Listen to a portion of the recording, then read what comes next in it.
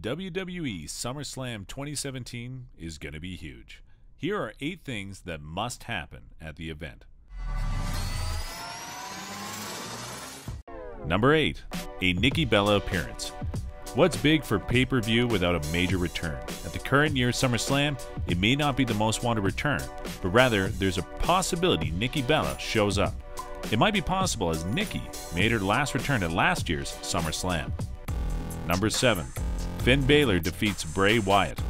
We've been chanting Bray deserves better tune for what we feel for his entire career, but at SummerSlam 2017, the oft-defeated Wyatt needs to add another loss to his resume. Finn Balor needs to continue rebuilding himself since returning from injury.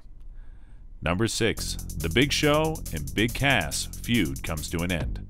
Cass' first solo fight is against The Big Show. As far as bringing the best out of Cass, Show is not the man for the job. Cass should focus on throwing smaller guys. If Cass is going to be a major player in WWE now that he's on his own, he needs to move on to another big fight soon. Number 5. Neville Retains. Neville is the longest reigning champion on the major roster. The reason he should retain is simple. Tozawa should not be the one to dethrone the king of the cruiserweights. Neville has become a sort of final boss of the cruiserweight division. Number 4. Shane McMahon stays out of the Owens-Styles match. AJ Styles and Kevin Owens will continue their storied feud at SummerSlam. For what feels like the millionth time, although that's not a bad thing, these two will square off for the United States Championship. The twist? Shane McMahon will be the referee this time around. Number 3. John Cena wins.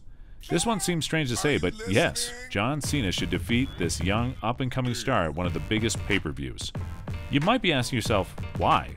Why at this advanced stage of his career should Cena be racking up wins over guys who could use them much better than he could? Well, it's basically because Cena isn't going anywhere anytime soon. Number 2. Seth Rollins and Dean Ambrose get on the same page and win the Raw Tag Team titles.